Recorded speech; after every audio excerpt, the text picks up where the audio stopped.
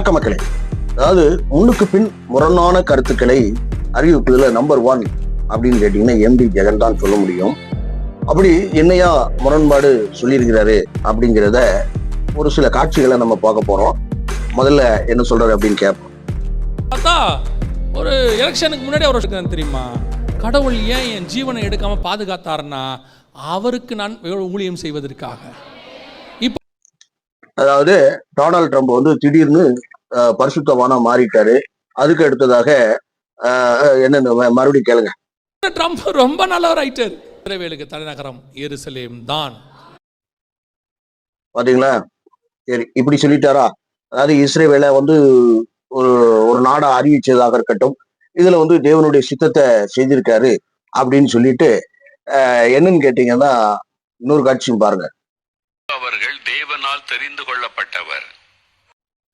Donald Trump வந்து தேவனுடைய மனுஷன் அப்படின்னு சொல்லி போற போக்குல இவரு மவுண்ட் ஸ்ரீலாசனுக்கும் சொல்லிட்டாரு. ஏன்னு கேட்டீங்கன்னா இந்த எம்டி ஜெகனுடைய வீடியோவெல்லாம் பார்த்துக்கிட்டு இப்படி கதை விடுறது வைக்கிறது, அதுக்கப்புறம் மறுபடி இன்னும் இந்த போட்டோல இருக்காருல்ல இவரு சொன்னதெல்லாம் அப்படியே காப்பி பேஸ்ட் அடிக்கிறது தான் மோகன் ஸ்ரீலாசனுடைய வேலையா இருக்கு. சரி, என்னையா முரண்பாடு அப்படிங்கிற மாதிரி நீங்க இது பண்ணீங்கன்னா, சமீபத்திய நாள்ல வந்து அமெரிக்க டொனால்ட் ட்ரம்ப் வந்து தன்னை வந்து ஒரு இயேசு கிறிஸ்துவ மாதிரி சிவப்பு சால்வை ஆண்டவர் கொடுத்துருந்தாங்கல்ல, அதையே வச்சு ஒரு சீனை கிரியேட் பண்ணிட்டு அந்த போட்டோவை பாருங்க. பாத்தீங்களா? இந்த சம்பவம் வந்து என்னன்னு கேட்டீங்கன்னா சமூக வலைதளங்கள்லயும் சரி உலக நாடுகளை திரும்பி பார்க்கிற வகையில இதா இருந்தது. இதுக்கு என்ன பண்ணினாரு அப்படின்னு கேட்டீங்கன்னா, கத்தோலிக்க போப்பு இருக்காரு இல்லையா, லியோ அப்படிங்கிறவரு அவரு என்ன கண்டனம் தெரிவிச்சிருக்காரு அப்படிங்கிறதையும் அதையும் பாருங்க. போர்களை நடத்துபவர்கள் தங்களை சர்வ வல்லமை படைத்தவர்களாக நினைக்கும் மாயையில் வாழ்கிறார்கள் என ட்ரம்ப் நிர்வாகத்தை நேரடியாக சாடினார். பாத்தீங்களா? பார்த்துட்டு உள்பூசல் வெளிப்பூசல் இப்படி பல காரியங்கள். அதாவது எப்படின்னா அமெரிக்க அதிபராக இருக்க பதிலடி கொடுத்த ட்ரம்ப், போப்லியோ ஒரு இடதுசாரி அரசியல்வாதி போல செயல்படுகிறார் என சீறினார். அதிபர் டொனால்ட் ட்ரம்பா இருக்கட்டும், ஜனாதிபதி என்னன்னு கேட்டீங்கன்னா புராட்டஸ்டண்டா இருந்து கத்தோலிக்கத்துல மாறின அவரும் வந்து எப்படின்னா போப் லியோவை குறித்து பேசியிருக்காரு. இப்படி சம்பவங்கள்லாம் இப்படி கடந்து போய் கொண்டிருக்கிறது.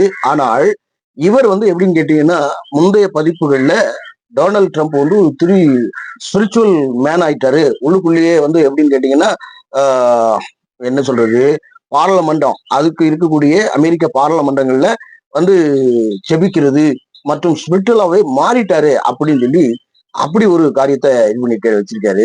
ஆல்ரெடி இவங்கெல்லாம் குறிப்பிடக்கூடிய நபர்கள் யாருமே நம்பர் 1 டுபாக்கூர்கள் அப்படின்னு சொல்லலாம். ஏன்னு கேட்டீங்கன்னா பழைய பதிப்புல டொனால்ட் ட்ரம்ப் வந்து தன்னுடைய மகளை குறித்து எப்படி வர்ணிக்கிறாரு அப்படிங்கிறது பாருங்க. If they were using her to... I don't think Ivanka would do that inside the magazine, although she does have a very nice figure. I've said that if Ivanka weren't my daughter, perhaps I'd be dating her. You know? ஆங்கில video காட்சிகளை நீங்க பார்த்திருப்பீங்க. இந்த காட்சிகள்ல வந்து எப்படின்னு கேட்டீங்கன்னா, எனக்கு மகளாக பிறக்கவில்லை என்றால் கண்டிப்பா டேட்டிங்ல போயிருப்பேன். அப்படி டேட் பண்றதுன்னா தெரியுமா? டேட் பண்றதுங்கிறது வந்து கல்யாணம் முடிக்காமலே ஒரு ரூம்ல ஒண்ணா இருக்கிறது, புரியுதுங்களா? அதாவது ஒரு கல்யாணம் பண்ணாம முன்னோட்டமாக, புரியுதுங்களா, முன்னோட்டமாக முதல்ல சாம்பிள் பார்த்துக்கிறது தெரியுமில.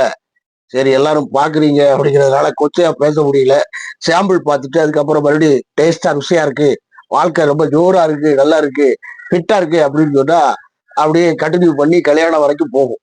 அப்படி தன்னுடைய மகள் வந்து அந்த அளவுக்கு அழகாக இருக்கிறாள் அப்படிங்கிற ரீதியில மகளையே டேட் பண்ற அளவுக்கு ஒரு கேவலமான ஒரு படுக்காளி பையனா இந்த டொனால்ட் ட்ரம்ப்.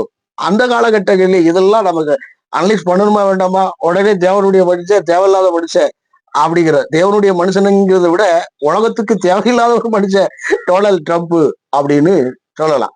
சரி, எம்டி ஜெகன் சொன்ன முரண்பட்ட கருத்துக்கள் என்ன, சம்பவங்கள் என்ன அப்படிங்கிறத பாருங்க. கம்பாரிசனும் அவருக்கு ஒத்து போகும். ஆனா அவர் அந்திகிறிஸ்து அல்ல, முதல்ல சொல்லிடுறேன். இந்த எல்லா காரியங்களும் அவருக்கு ஒத்து போகும். பாத்தீங்களா? அதாவது அந்தி கிறிஸ்துவனுடைய ஒட்டுமொத்த இதா இருக்கிறாரு அப்படிங்கிற மாதிரி எம்டி ஜெகன் சொல்லிட்டாரு. அப்போ ராஜா அப்ப பேசுனது என்ன, அப்ப வேற வாயா, அப்போ இப்ப பேசுனது வேற வாயா, அப்போ மொத்தமாகவே உனக்கு, அதாவது எம்டி ஜெகன் போன்றவர்களுக்கு நாராச வாயி அப்படின்னு சொல்லாமா? இந்த நாராசவாயி எப்படின்னு கேட்டீங்கன்னா, அவருடைய வீடியோவை பயன்படுத்தினா காப்பிரைட் கொடுத்துக்கிட்டு இருக்கோம், தம்ப்லைன்லாம் இது பண்ணியிருக்காரு அப்படிங்கிற மாதிரி ஒரு சின்ன இதை பாருங்க. எந்த சேனல்லையும் எங்களுடைய ப்ரோக்ராம்ஸை நீங்க போடக்கூடாது. காப்பிரைட் கொடுக்குறாராம், பாத்தீங்களா? ஏன் தெரியுங்களா காப்பிரைட் கொடுக்குறாரு? இன்னைக்கு ஒரு பேச்சு, நாளைக்கு ஒரு பேச்சு, நாளான்னைக்கு ஒரு பேச்சு, காலத்துக்கு ஏற்ப தங்களுடைய சூழ்நிலையை அப்படியே மாத்திக்கிறது. புரிதுங்களா இல்லையா? காலத்துக்கு ஏற்ப மாத்திக்கிறது. பச்சொந்தியை போல இங்க ஒரு ஒரு வெள்ளை கலருடைய இது வந்துச்சுன்னு சொன்னா வெள்ளை கலரா மாறுறது, மஞ்சளா இருந்தா மஞ்சளா மாறுறது. புரிதுங்களா? காலத்துக்கு ஏற்ப ட்ரெண்டிங் மாறுவதை போல காலத்துக்கு ஏற்ப எல்லா விஷயங்களும் மாறுபாடாக போகும் பொழுது என்னன்னு கேட்டீங்கன்னா, அந்தி கிறிஸ்து ஆண்டவே என்ன சொல்றது, அவருடைய அந்தி கிறிஸ்துனுடைய பொண்டாட்டி பெண்டவே அப்படிங்கிற மாதிரி இப்படி ஒரு கதை அளந்து விடுதாலே மக்களும் நம்புறீங்களே. நம்ம என்ன பாக்குறோம் அப்படின்னு சொன்னா, அமெரிக்கா வந்து சீக்கிரமா அழிஞ்சிரும் அப்படிங்கிற மாதிரி அதையும் சொல்லிக்க, அதையும் பாருங்க. அமெரிக்காவுடைய வீழ்ச்சி தொடங்கிருச்சு, மகா பாபிலோன் விழுகிறது. பாத்தீங்களா? அந்தி கிறிஸ்து அதாவது பாபிலோட வச்சு ஒரு உருட்டை உருட்டிட்டு இங்க ஒரு உருட்டு அங்க ஒரு உருட்டு. புரியுதுங்களா இல்லையா? ஒரே பைபிள் பல விளக்கங்கள் இவங்க கொடுக்குறாங்க. இடத்த சொல்றது மக்களே. அதாவது ஆரம்ப காலங்கள்ல எப்படின்னு கேட்டீங்கன்னா, அந்த டிவி பெட்டி இருக்கு இல்லையா, டிவி பெட்டி, வெப்சைட்டு, இப்படி பல காரியங்கள் இருக்கு இல்லையா, அதெல்லாம் அந்தி கிறிஸ்துவனுடைய சிம்பிள். WWங்கிறது 666. ஐயோ, அந்தி கிறிஸ்து வந்துட்டா, அங்க வந்துட்டா, கடல் கடந்து வந்துட்டா, கட நேரத்தில் வந்துட்டா, அப்படி வந்துட்டா, இப்படி வந்துட்டா அப்படின்னு சொல்லிட்டு ஒரு உருட்டாப்பு மிகப்பெரிய உருட்டிட்டு அதுக்கப்புறம் வெப்சைட்டை குறித்து சொல்லியிருக்காரு. அதையும் கேளுங்க. நீங்க கூகுள்ல போட்டீங்கன்னா முதலாவது வரும், சம்டைம்ஸ் ரெண்டாவது வரும். பாத்தீங்களா? வெப்சைட்ல இருக்குதான். இவங்களே பயன்படுத்திக்குவாங்களாம், இவங்களே சொல்லிக்குவாங்களாம் வெப்சைட்டுங்கிறது ஒரு அந்தி கிறிஸ்து அப்படின்னு. ஏன்னு கேட்டீங்கன்னா, ஏற்கனவே இந்த சைக்கை அடிக்கிறதுன்னா எதுக்காக அடிக்காது தெரியுமா? அதாவது பழைய விஷயங்கள் எல்லாம் இவங்க வாயில வந்தது பூராத்தையும் உருட்டிட்டு புது விஷயம் பேசும்போது இந்த பழைய வீடியோ காணாம போயிடும். அந்த பழைய வீடியோக்களை யாராவது எடுத்து வெப்சைட்ல போட்டான்னா அவரை கடைசியில் நம்ம சொல்றது பூரா பொய்யாயிரும், போய் பிரெட்டாயிரும் அப்படிங்கிற ரீதியில இவங்க பண்ற வேலை இருக்கு. பாத்தீங்களா மக்களே? என்னத்த மக்களே, மக்களை பயங்காட்டி படம் காட்டி பணம் பாக்குறது தான் எம்டி ஜெகன் போன்ற அவர்களுடைய ஒரு ராச தந்திரம். இவர் பயங்கரமான ராச தந்திரையா அப்படின்னு சொல்ற அளவுக்கு இருக்கு. புரியுதுங்களா? அப்போ நாம இவருக்கு கவனமாக இருக்கணும். முன்னுக்கு பின் முரம்பாக சொல்லுகிறார்கள், ஒன்றுக்கு மிகப்படுத்தப்பட்ட பொய்களை கட்டவிழ்க்கிறார்கள் என்றால் இவர்கள் எப்படிப்பட்ட கிறிஸ்தவர்கள், அவர்கள் கிறிஸ்துவ மாண்பை எப்படி உடையவர்கள் என்பதை நம்ம பார்க்க வேண்டும். புரியுதுங்களா? எப்பொழுதும் தேவன் மாறாத தேவன். புரியுதுங்களா? ஆண்டவராகிய இயேசு கிறிஸ்துவானவர் நேற்றும் இன்றும் மாறாதவர், என்னைக்கும் மாற்ற மாட்டார். அமெரிக்காங்கிறது ஒரு தேசத்தை உருவாக்கி இருக்கிறாரே ஒழிய அதிலே கிறிஸ்துவ மக்கள் இருக்கணும், கிறிஸ்துவை பின்பற்றுகிற மக்களாக இருக்க வேண்டுமே தவிர அதனுடைய அதிபர் இப்படி செய்தார் அப்படி செய்தார் தேவனுடைய மனுஷன் என்று சொல்வதற்கு அல்ல. தன்னுடைய மகளையே டேட் பண்ணியிருப்பேன், பிறக்கலன்னா டேட் பண்ணியிருப்பேன் அப்படிங்கிற கேவலவாதிகள், இப்படிப்பட்ட பேசக்கூடிய நபர்கள் எல்லாம் தேவனுக்கு பிரியமானவர்களாக இருக்க முடியுமா அப்படின்னு கேட்டா அவங்க ஆல்ரெடி தேவனுக்குள்ள இல்லாத ஒரு டுபாக்கூர் அப்படின்னு சொல்லலாம். அதே வேளையில இஸ்ரவேலை சொந்தம் கொண்டாடுகிற கிறிஸ்துவர்கள் இருக்கிறாங்க. அதுல one of the MD Jagan போன்றவர்கள் இஸ்ரவேலை கடவுளுடைய தேசமாக இன்றும் கருதி என்ன பண்றாங்க அப்படின்னா, ஐயோ இஸ்ரவேல் எல்லாம் அவ்வளோ அப்படி இப்படின்னு சொல்றது வைக்கிறது. இஸ்ரவேலர்கள் ஸ்பெசிபிக்கா நான் 100% சொல்லுவேன், அவர்கள் தான் அந்தி கிறிஸ்துவை பின்பற்றுகிற அந்தி கிறிஸ்துவனுடைய மக்கள் அப்படின்னு சொல்லலாம். புரியுதுங்களா? அந்த அந்தி கிறிஸ்துவனா யாரு அப்படிங்கிறத தெரிஞ்சுக்கோங்க. கேட்டினுடைய மகன். புரியுதுங்களா? இப்போ பிதாவுக்கு ஒரு குமாரனாகி இயேசு கிறிஸ்து இருக்கிறதை போல லூசிபருடைய சொந்த மகன், சொந்தமாக உருவாக்கப்பட்ட அபிஷேகம் பண்ணப்பட்ட யாரு? அந்தி கிறிஸ்து. புரியுங்களா?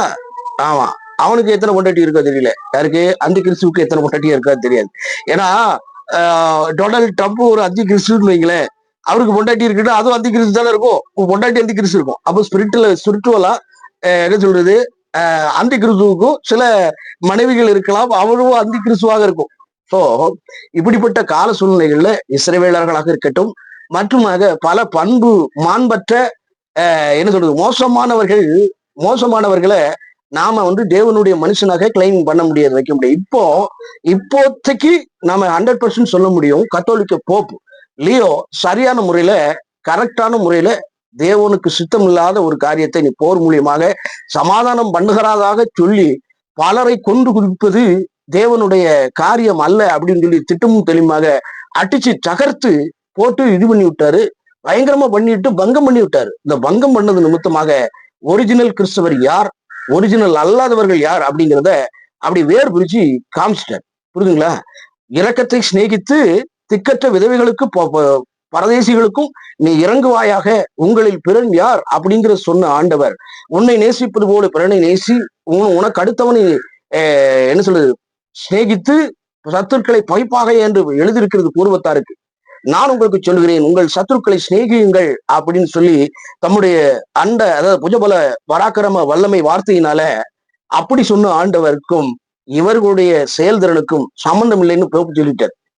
அப்ப பாருங்க, ஒரிஜினலான கிறிஸ்தவர்கள் யாரு அப்படின்னா போப்பு ஆண்டவர் ஜாலிடா தன்னை கிரியை மூலியமாக எவனுக்கும் எல்லாம் மயிறு டொனால்ட் ட்ரம்பாவது மயிராதுன்னா பயந்தால் கிடையாடா, கடவுளுக்கு ஒரு ஆளுக்கு தான் நான் பயப்படுவேன், நீ எல்லாம் சுண்டைக்கா என்ன பகைச்சிட்டு வை, 55 நாடு வரும்டா பின்னால, எனக்கு பின்னால 55 நாடு, அதுக்கு பின்னால இருக்கிற ஒரு மிகப்பெரிய ஆண்டவர் அப்படிங்கிற மாதிரி இது சொல்லி யாரு போப் லியோ சொல்லிட்டார்.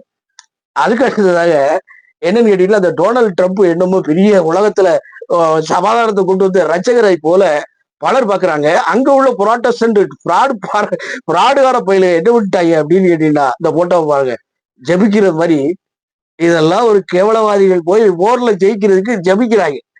ஆண்டவர் என்ன சொன்னாரு, சத்துருக்களை சிநேகிங்கன்றாரு. அப்போ எந்த அளவுக்கு எந்த லட்சணத்துல இவனுக்கு பைபிளை வாசிச்சிருக்கானுங்க. டொனால்ட் ட்ரம்புக்காக எவனாவது ஜெபிப்பானா? அவன் மனம் திரும்புறதுக்கு தான்டா ஜெபிக்கிட்டா, படுக்காளி பேல நீ மனம் திரும்பணும், நீ நல்லா இது வை, போருக்கெல்லாம் சமாதானம் பண்ணதுக்கு என்ன உண்டு அதை பாரு வை, அவங்க அடிச்சாலும் நாம திரும்பி அடிக்க கூடாது அப்படிங்கிறது தான் கிறிஸ்துவ நிலைப்பாடு. சோ இப்படி எம்டி ஜெகன் போன்றவர்களுடைய முரண்பாடான கருத்துக்களை, முரண்பட்ட பாடற்ற முறைமையற்ற ஒரு காரியத்தை ஆண்டவருடைய உபதேசத்தை தள்ளி மனிதனை புகழும் வண்ணமாக, பெருமை சேர்க்கும் வண்ணமாக செயல்படுகிற எந்த நபர்களும் கிறிஸ்துவர்கள் அல்ல அப்படிங்கிறத நான் சொல்றேன். எம்டி ஜெகனை நம்பாதீங்க. கடைசி காலம் இன்னைக்கு டுடே ஸ்பெஷல்ல நம்ம என்ன பார்த்துட்டோம், ஒன்னும் பார்க்க வேண்டாம்ப்பா, நீ சும்மா இருப்பா அப்படின்னு. சும்மா இருந்தாலே போதுமானது. இவனுக்கு படுத்துற பாடு பெரிய பாடா இருக்குங்க. ஐயோ வேற ஒரு பதிவு.